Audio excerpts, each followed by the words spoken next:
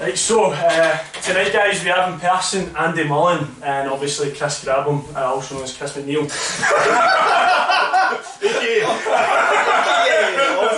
Just keep going. So, right, I've had these guys in the show before, but I thought it'd be good to get them on person. Obviously, I've done interviews with yourself, and I just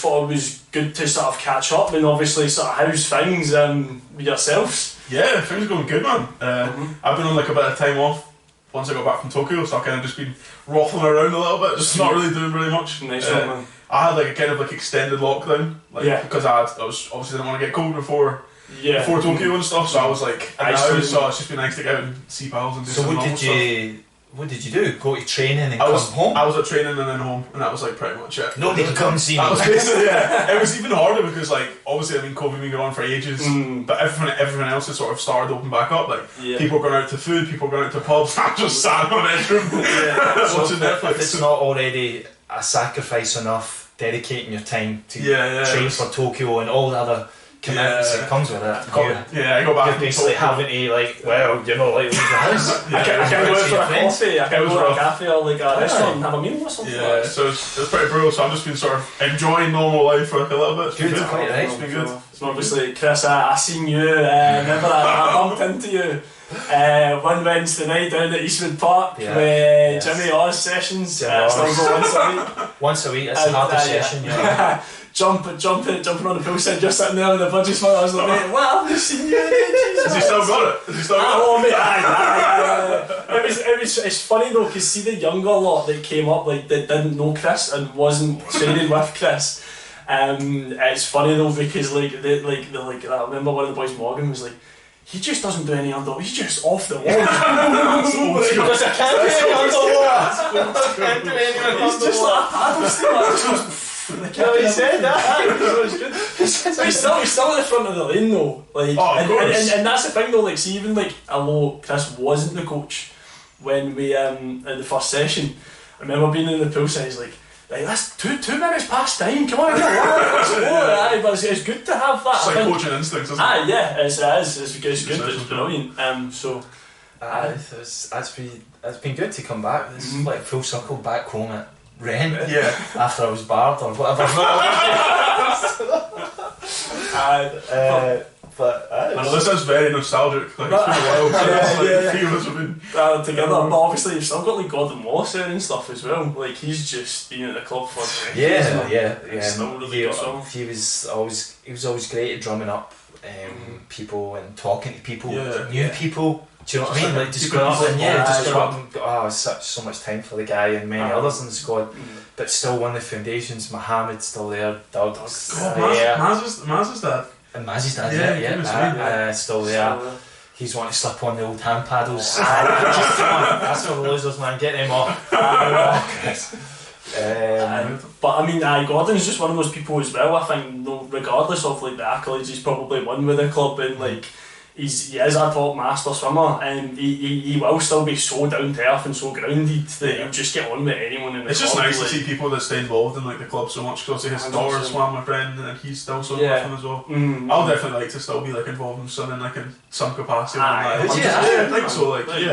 Maybe not like training like 5 times a week, but you still like to be involved in it. You know, it's a big part of it. He's swum a long time. I know. That's the thing. Like, my grandpa still swims. He's like 85. He still goes down to Eastwood, does like 2 times a week, like 50 laps to the pool in the morning. Really? And did Dad say he swims as well? He still, my dad started to do a bit of water swimming, like in the summer and that, so like with wetsuits and stuff on, so like, that's amazing. But it's good, man. It's just something that I don't think I could ever like not do it, if that makes sense. I realised during lockdown that swimming is by far my favourite form of exercise. 100%. I had a bike, like a static spin bike during lockdown, and sitting on that every day, just trying to stay fit, where all the pools were closed, so withered, and I hated it after 6 weeks. I was like, I just want to get back. Don't get me wrong, when I'd done triathlon, I'd done cycling, and actually cycling outdoors. Outdoors is probably good, it's a totally different kettle of fish. In the summer, in Scotland,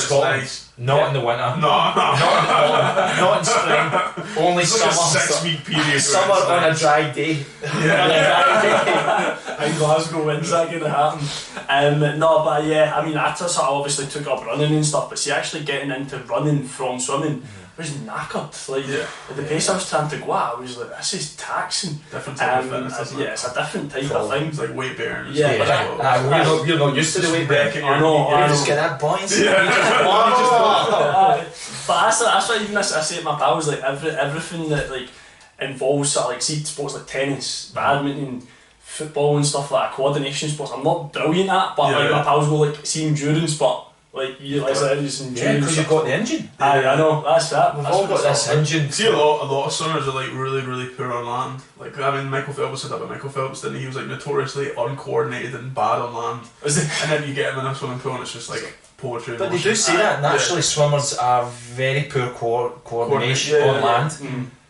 Even though it's, to some people that don't swim, it's like swimming is like putting a jigsaw puzzle together, so you have to be very coordinated in the water, but on land we're just hopeless. I know, definitely. I'm even surprised how we can breathe on land. I know. Type thing.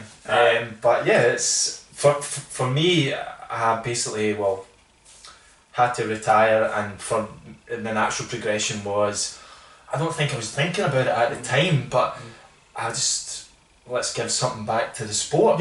So I started off teaching, then got involved in coaching, and then came away from both teaching, away from coaching, and then years later, like 26, 25, so there was about a 5-year gap missing, I get involved with coaching, which was the second episode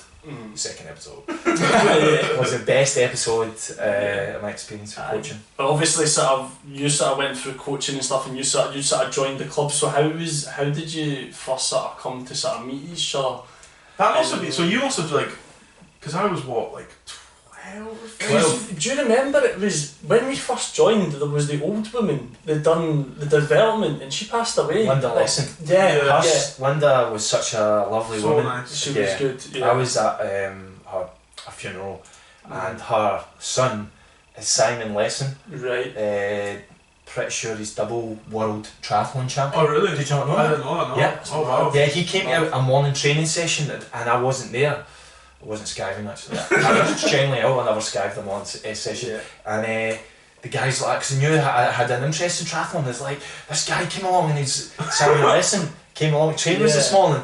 And Linda was great, and she was the perfect coach for that level. I think so. Yeah, she was quite good with people that were just starting out and stuff. And so my memory was seeing this young boy coming on the poolside on a motorised wheelchair. Yeah, I had a big electric one at that time. I remember, yeah, I was younger. And to see, I've never seen this before.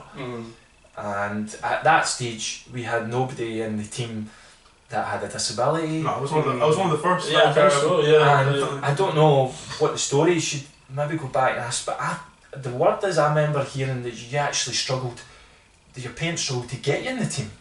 Yeah, I think my mum had like inquired about getting a trial. Right, yeah. And my younger sister was getting a trial like at the same time. Yeah. And I think my mum sort of just bluffed her way into it and said like, oh, Andrew's actually booked in for a trial as well. Like both our kids were. No way. Yeah. And then it was Linda that did my trial. The trial, yeah.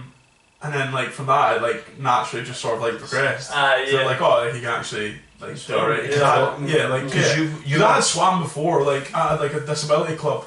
So like I was probably the one in Glasgow. Yeah, at Temple. So I was probably like a little bit better than actually some of the kids who normally have for a trial. Like they have literally come straight from swimming lessons. Yeah, 100%. So yeah, like my mum sort of like bluffed it in, and then Linda did it, and then they also like assigned me a squad, which was like what, was it E1 at the time? No. So you went into development. Development. Yeah, so you were in with. He was in with me, and who else was it? No, he's in with like 6, 7, 8-year-olds. Yeah, that makes sense because I'm a little bit older than Blair. So you're like 25. I'm 24. 24. Oh, I just turned 24. Oh, I was weird. I think in high school you must have been like the year above. Yeah, maybe the year above. But you're right. I did start development with like some slightly younger kids. Yeah, I think so. Yeah. Because like the speeds were like comparative. So why swimming then? What was it? I don't know. Like how did you? I think it was like swim. I honestly don't know. Like so, my mum just wanted all of her kids to like learn to swim. Yeah, save their own mum life. and dad. Yeah. I keep saying mum. Also, dad, like both the parents. Yeah. Just wanted their kids to be able to swim. And then I think from there I sort of realised that like, oh, like, this is like a more even playing field than say like football. Yeah, you know, which is like what all my schoolmates were playing. And I was like football, still do, but I was never going to be like really good at football. Where I was like, oh, I could probably be pretty good at swimming. Yeah. So it was the sort of first like meritocracy where it was like an even playing field, and I was like, oh, I could probably get good at this. So even then, you thought you yourself you could get good at this? I think so. Yeah, I think so. I mean, I didn't back then. Like, I'll be lying if I was like when I was 10 or 11 or 12, I was gonna be like, oh, I'm going to do this for a living. You know, I didn't even really know Paralympic swimming existed. Yes. But I was like, this could be, like, I enjoy this. Yeah, I enjoyed it. This finally gave you something to way to express yourself. I can like compete and like race against people and stuff. Like, that's all I liked at the start. Like the competitive side of it. Yeah, so I just remember seeing this kid in a wheelchair, and because the masters were in before development went in. Yeah. And then, I was like, oh wow. But never thought in a million years the journey I would join this guy I know. on. Because that must have been like pretty early in your coaching career as well. Yeah, so I basically came in and I took over the Masters. Jimmy left and Stuart McDougall got TE job. Right, okay. And then I was in my head before I was like, I'm not wanting to coach kids because I know all the parents and all the drama and stuff. Comes with it. Even though I was a people person, I just knew all the stuff that came alongside it. And then they say, so you know yourself, but it's like your mum's in the committee. The kid just accelerates through this club. Why is my kid not swimming this? I know. And it's almost like sometimes it's Brownells. Yeah, I think I wanted it to be on my terms the second time around because I didn't really particularly enjoy it the first time around when I was like really young. And even more naive, but the second time around I was enjoying the Masters. There was personalities in the Masters, but you know, they all wanted to be there. Yeah, exactly. Their parents aren't forced them to be there. Some kids want to be there, and it's not as if I could never handle a kid, as you know. I was quite well disciplined with everyone, but I just felt. So I get the call to say, would you take E1, E2? It was like there was E1, there was a 1.1, there was a step up, wasn't there? E1.1, E1.2, E1.1, E1.2, E2 squad. So I think I had 3 squads. And then it was like the freeze, was it? I had 3s as well. And then you go from the freeze to TE and that. So that's when you're like, your big dog would make like the transitional squad. They weren't going to give me TE though, were they, man? Because I start ruling the world with that. If I thought I could walk in and go straight into that, but Stuart McDougall was lined up for that, so he took it. And I just remember Andrew coming in. Now at this stage, Andrew was he was just keen to be there and wasn't the most talkative kid. No, I was like pretty reserved. Quiet, reserved. And he was in with kids that were 7, 8, 9, and it was one time. You probably don't know this story. Your mum came up to me and said, "Chris, Andrew's actually 12." Yeah. And I'm like, "What? Really?" Yeah. And the thing was though, to see Andrew standing up, he would only stand up briefly once he shuffled out his chair to get in the water. Then you realise the stature of him and the height difference. Yeah, I was actually like a lot. So in my mind, I just thought he was the same age as those kids, which was ridiculous on my part. So your mum pushing to get more hours, so I was like, right, no problem. He can stay in for both sessions. So it was E1.1 was a 45-minute session. And then the hard ones come in after. And Andrew was basically doing the same blooming session. Twice. I was doing a warm-up twice. Cool down, warm-up. Remember that? Yeah, I remember doing something like that. Yeah, we did like. Remember that squad? Yeah, it was good. But I remember we used to we did so much IM. Which was a good that was like your thing, like all the young kids to be good. It's like a very Australian approach, isn't it? They used to do that. Oh yes. Yeah. No, I'm on the podcast and I can't quote his name. The Aussie coach that I think he wrote a book and I read. I think I've got that book actually. It's something that got up the stairs. I'm sure it was the same boy that coached City of Glasgow back in the day. Not Doug. No. Doug Frost? Doug Frost, not Doug Frost. He coached Forby, didn't he? Might be Doug Frost coach, or the one... No, it was the one before that, coach City of Glasgow. Ian Wardell? So, no. Is he an Australian guy? Australian guy, Oh, yeah. no, God, I don't know. Anyway, he says, develop all kids on all 4 strokes. Yeah. So I tried just like develop them across all 4 and then let them specialise as they get older. Yeah. Like, you don't need to pick an event. Well, I think the event finds you. Yeah, exactly. Yeah. Like have a natural event. I started off out as a back crawler and ended up as a distance freestyle. Yeah. What, I don't know, what did that happen? But see, to be honest though, saying that though, like see the sets that Jimmy puts something in. So it's like the Wednesday night set, so it's like 425s, like 350s, 275s, 100s sort of thing. We'll do that twice, max effort. So I'll do like the first set, I'll just do like sort of, like rolling IM, I'll do like okay, like, I'll do a bit of fly and then maybe a bit of sort of back crawl, front crawl in the 50s, and then 75 sometimes I'll be like, oh, I'll do like maybe a back crawl, front crawl, maybe the last 25 I'll make myself shite it and do a breast. And like Neil McCuish are sitting there like, why do you do that to yourself? God, they still they still sound like aye, you keep me in my toes. I don't know, so weird. So you've got Blair, who I used to coach, the 2 McCuish brothers. Connie, she's son. Connie, yeah. And some stuff from the past. J side as well. We got Will from the J side. That's right. Some kids I don't even remember. I know there's so many, isn't there? Like it's a big turnover when there's I don't know. What was your first memory of me? Definitely like at Eastwood Park, like the sessions. Sorry. Yeah. Eastwood Park. Yeah. That's what it's called. Eastwood School.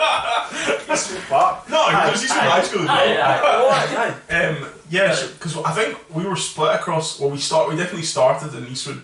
We did, Park, I think so. And then Eastwood High School got built, didn't it? Like, so it was like at some point we done like development in Eilston, and then like the 1s and 2s and sort of like the 3s were Eastwood, and then and I think you're right actually, because the 1s and the 2s, it was Tuesdays up at the Eastwood High School, and it was sometimes Hazel White that took that.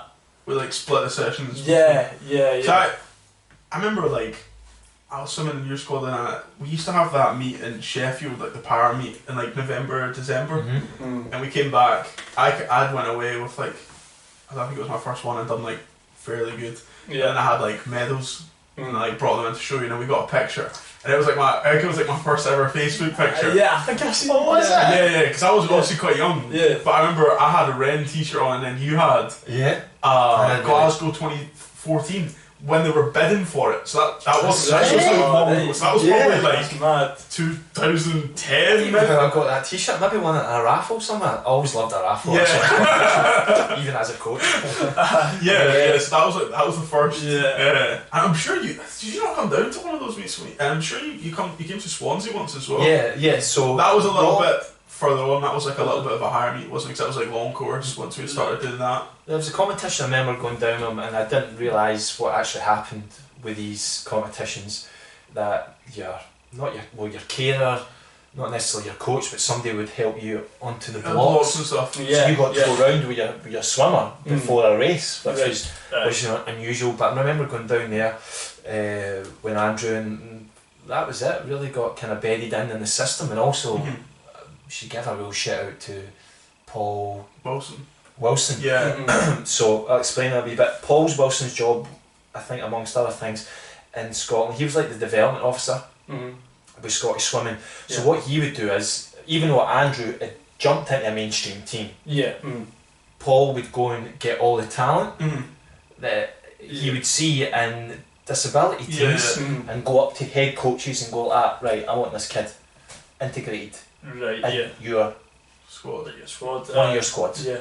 Because at the time, like the disability clubs just didn't have like pool time, so you'd have these kids that are swimming once a week, and like it just really stunts their development. It's gonna be hard to get better if they're doing one session a week. So like all they needed was like pool time. Yeah. Oh right. Okay. So that was a way to sort of almost combat that. Yeah. He would sort of say like, there was a drive and there was funding there for him to do that. So he went round the whole of Scotland doing that, and obviously he found I was working with Andrew. So then I get hooked into the Scottish Disabilities.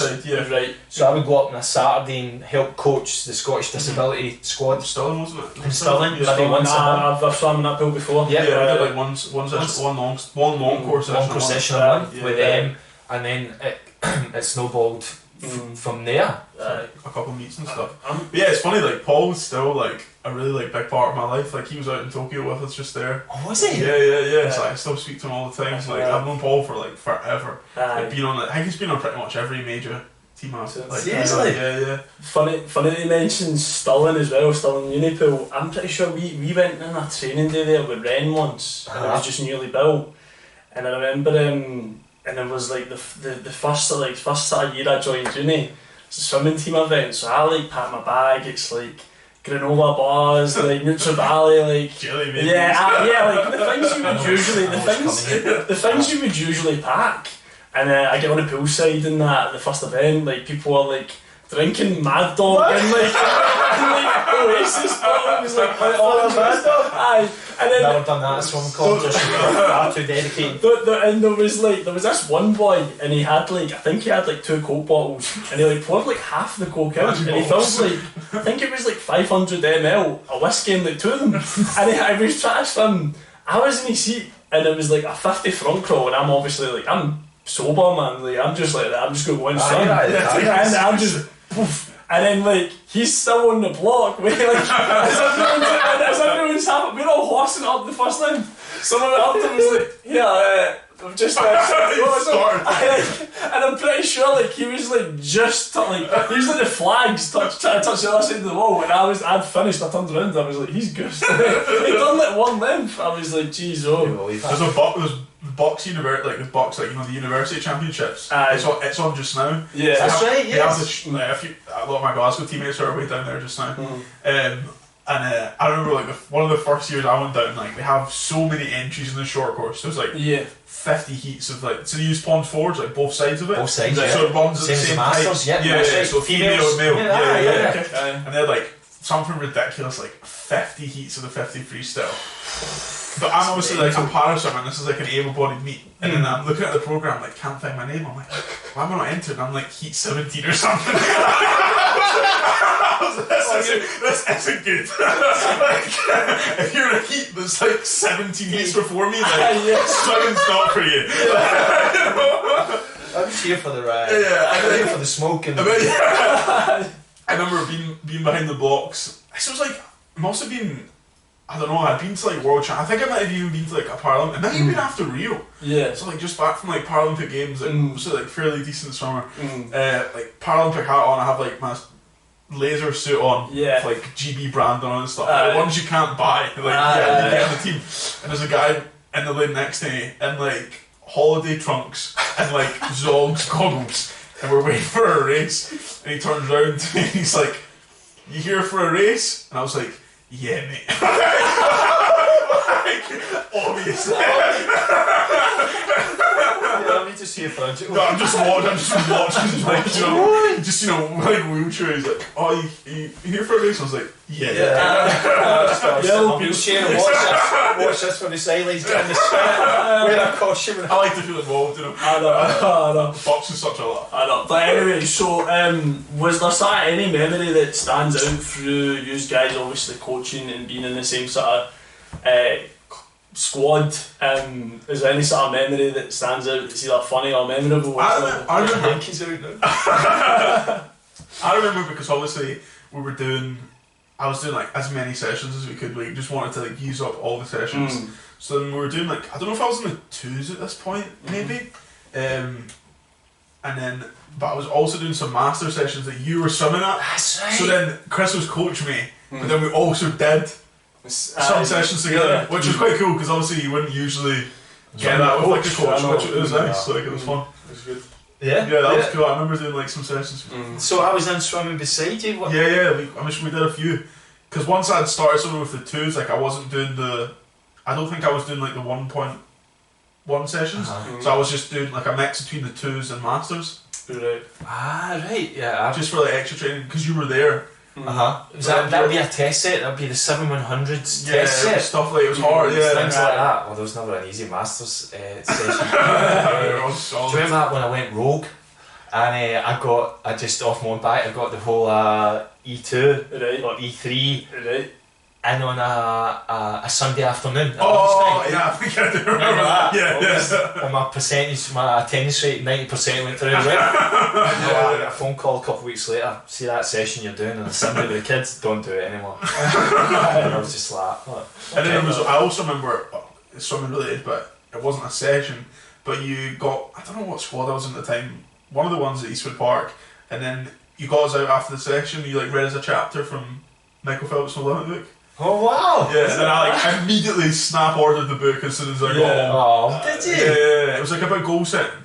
I think there was something about goal setting. It was a talk about goal setting. Yeah. And it was how Phelps had predicted all his times, and he was in with ridiculously close percentage to all the times. His 4 at IM was 0.1 off the time he actually scored and stuff. That's mad, man. Yeah, so you read us a bit from that book, and I get that book. Get it. It's a great book. That was a great book.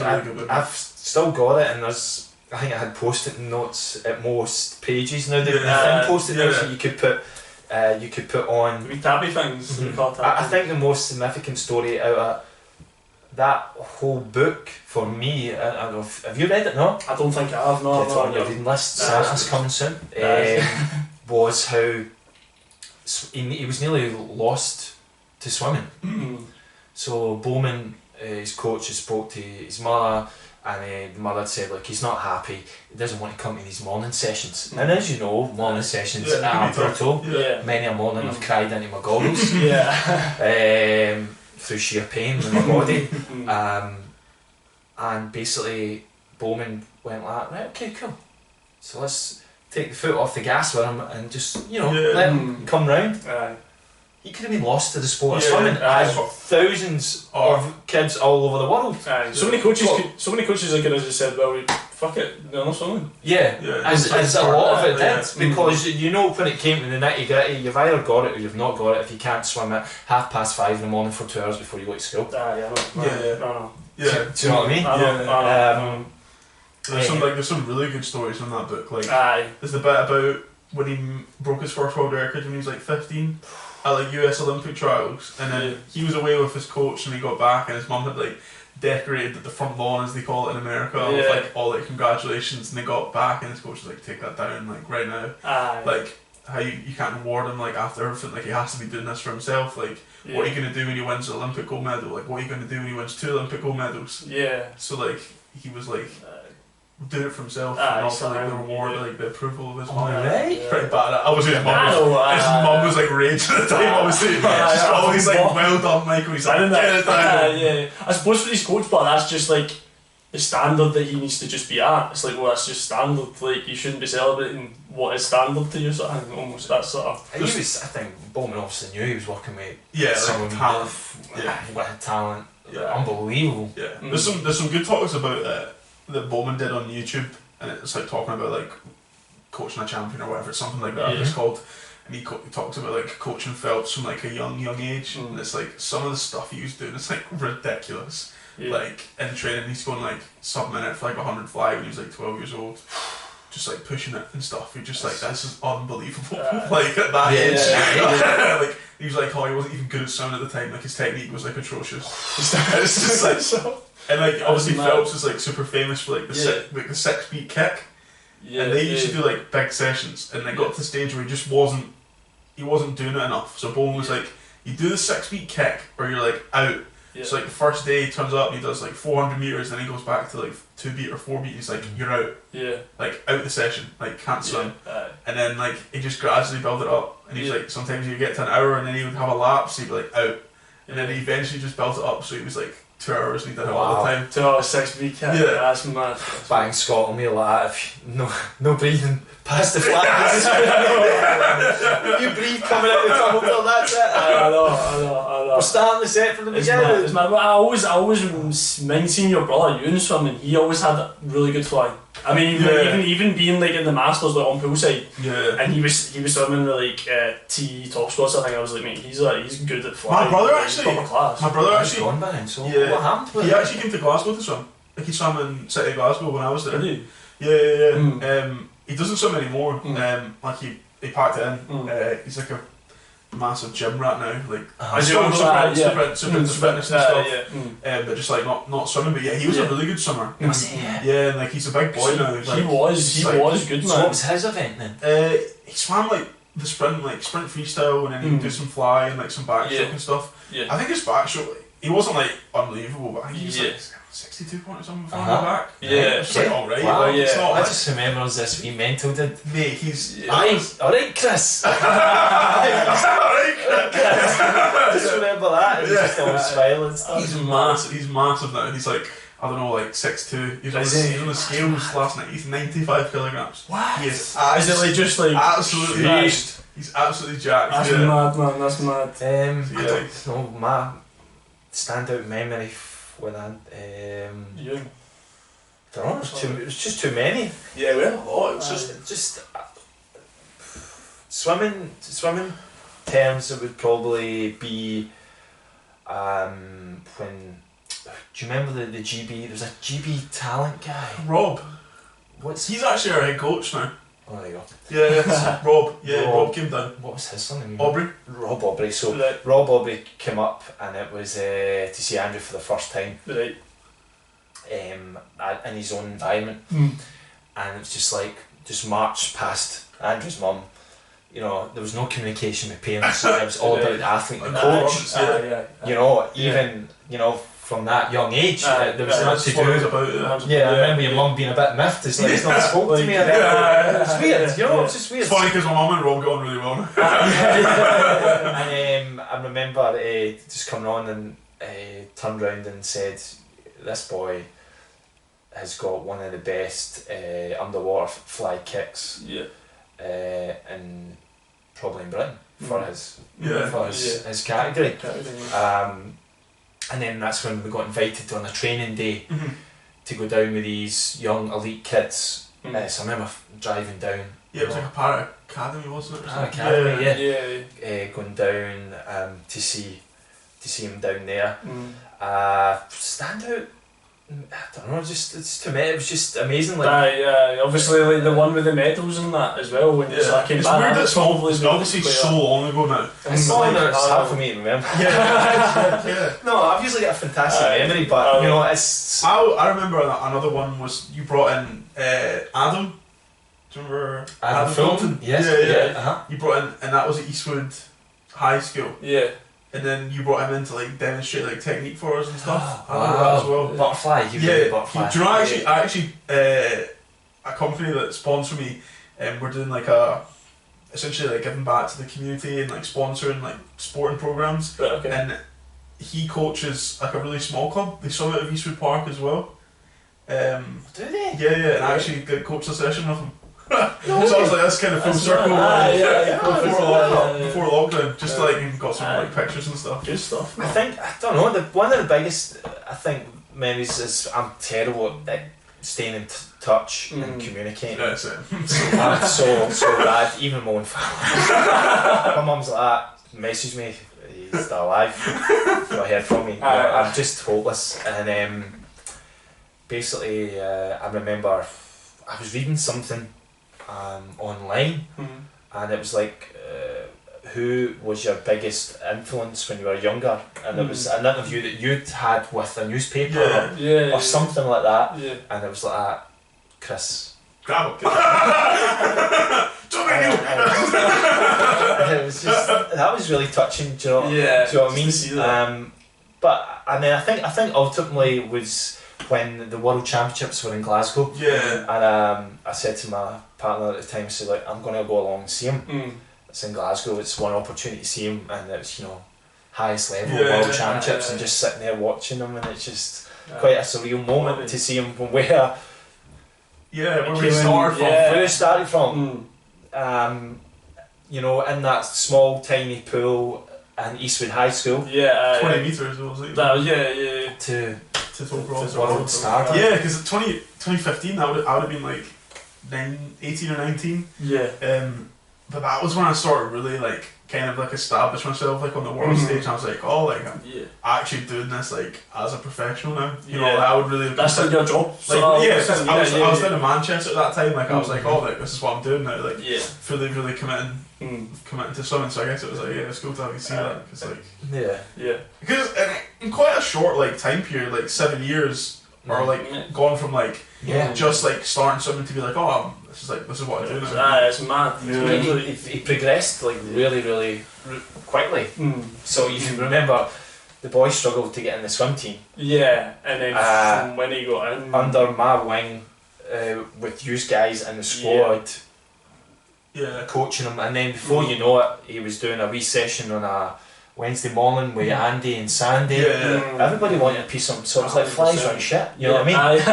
And I remember not handling that situation very well because I'd never had it happen before because the kids naturally progressed. They moved on through the squads, but me and Andy built up this relationship. And you know, your mummy came on the phone and had said to me, I think he's needing to progress to the next level. Because also like socially as well, like the age, you know, like I suppose if you're 12, you're thinking about like 6, 7 hours and 2 hour sessions. That's a big difference. Every day, you know what I mean? It's night and day between an hour to 2 hours. 100%. It's like a hard conversation to have because you obviously like would have wanted Chris to like. And there was a story behind it because we had me, Andy, and Sandy got together and had a meeting about it. And like I just buckled in a meeting and just let it slide. Well, there's not much we could do. But it was. I think the beef I had was I think the deal was already done.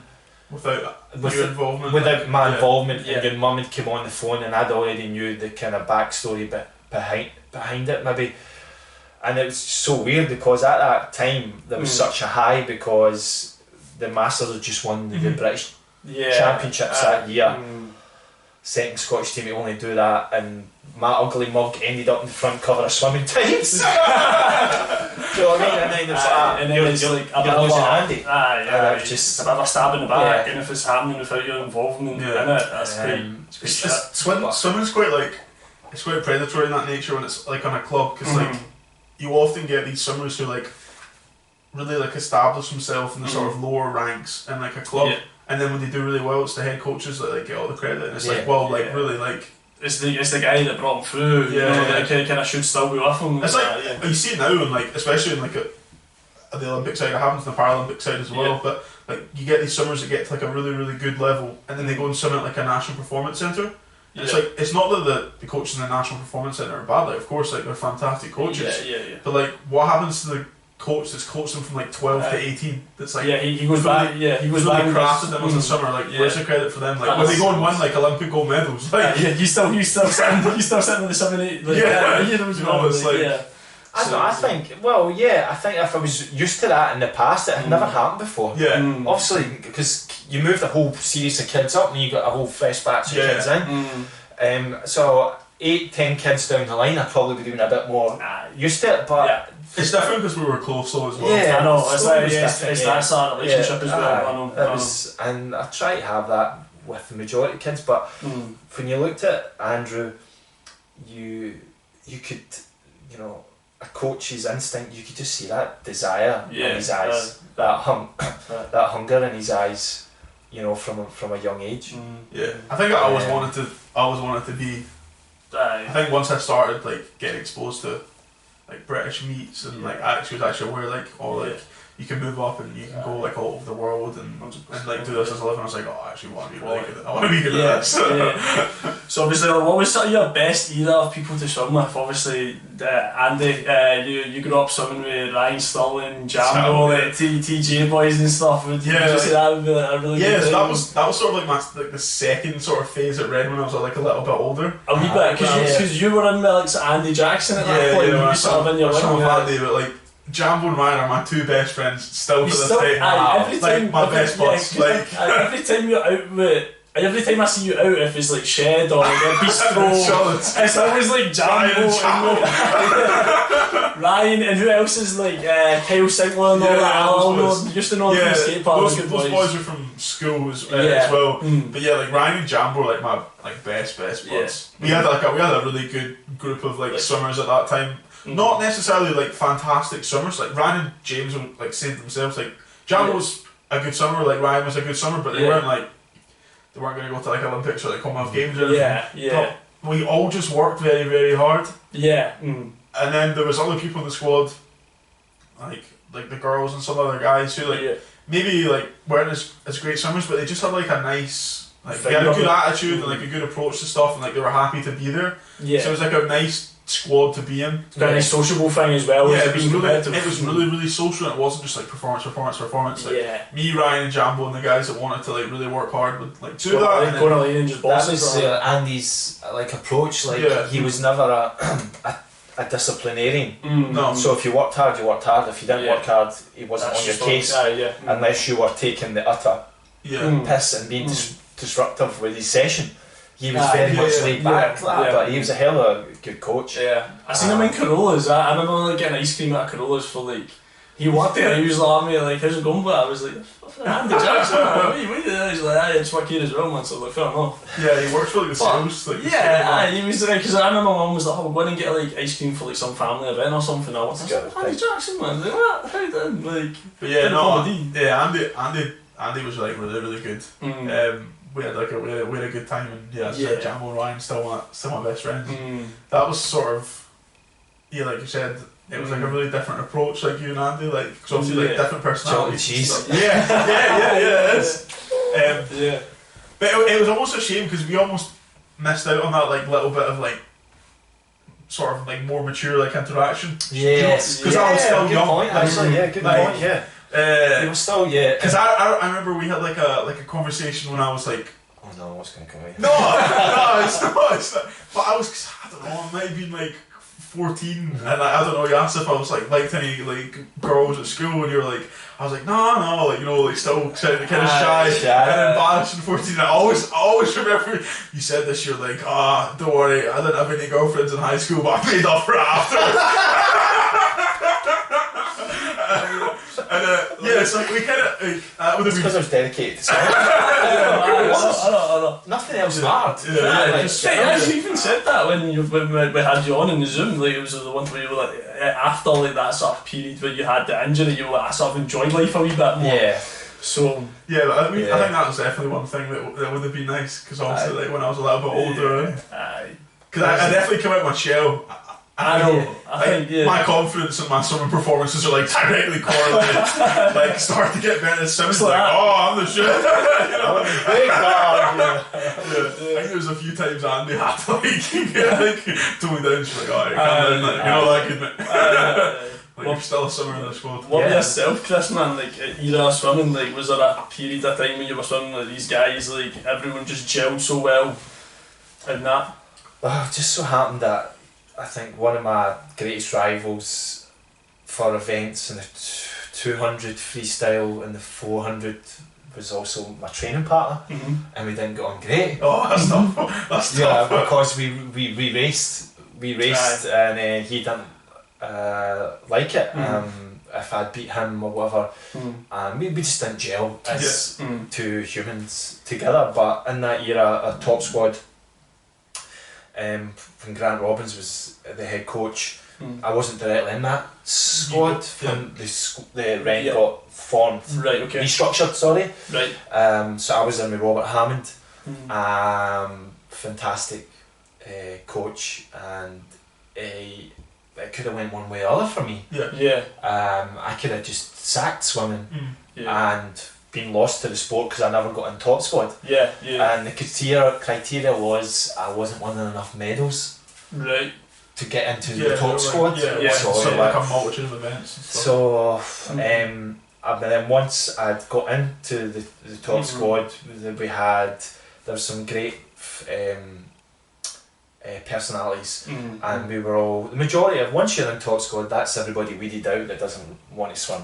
It's the top tier. It's the top. I got as high as TE, and then went training squad, because everyone that I swam, everyone that I swam with at TE, everyone knew that East Kilbride was cheaper. So they moved to East Kilbride, and we were all at the end, they were like, oh, well, it's quite a common, not to throw shade, but that's quite a common theme in Red was TJ City Glasgow. It was literally like, I was swimming with Jack Williamson, Ross Young, Callum Young, who was it? It was like and it was an abundance of people, and I think, who else was it? It was the Lairds, they'd left. The Millers were sort of in our squad as well at TE, and they just said, look here, it's half the price at East Kilbride, so we'll just go to East Kilbride. And it was like me and a few other people. I think David Muir as well went to East Kilbride. Why did it become so expensive then? And in the world, I think people said, look here, can we slash the price? I was like, no, that's it is expensive. Like the top squad at Glasgow, we have pretty much, I think we have 10 sessions available to us, plus gym, and it's £55 a month. Which is, that's good. That's good. That's really good. Yeah, it's so good. In comparison. So rent and stuff ended up being mega expensive. What, double that? Probably, yeah. I think for Masters it's £30 a month. Something like that. Yeah, so the top's going to be way more than that. And it's it's a lot. I know. And if you're not swimming all sessions and that. It's also just that's one thing that sort of, I think, hindered Ren is they've not got regular access to long course facilities, and I don't think they have And you've got the Dolan in East Kilbride, which is a 50-metre pool. Yeah, so we always had to go away for. Never just had East Kilbride. Yeah. Toll Cross we didn't get access to, so we always use East Kilbride on a Saturday afternoon, Saturday night. Yeah. We got some new guys the helm sort of now, don't they? That Sandy sort of phased out, don't they? So we got Jimmy and Ross. They're the two main ones. Yeah. Ross obviously no Jimmy, kind of just through Ren, and then Ross was at City Glasgow as well. So. Yeah, Ross is quite a good guy. I've not seen him in ages because he doesn't really coach in Masters much, but he's both pretty switched on. Know what they're doing. So. I know Ross is more. I think he's more like TE top squad sort of thing. They just kind of split it down the middle. So I think it would have to be James Leach, who when I was 15, he would have been early 20s. And this guy, small, tubby guy, I think I know what you mean, would come along and join in our sessions and be quite fast, kind of keep up with us. And that guy ended up, he swam events like 200 fly, and anybody who's swum 200 fly is a psycho, aren't they? They've well got eye in the tiger. They're not right in the head. They're not right in the head, and to this day, me and him are still friends, and we still train together with David Lloyd. So it would probably be that. Unfortunately, I'm not friends with anyone that's left in top squad.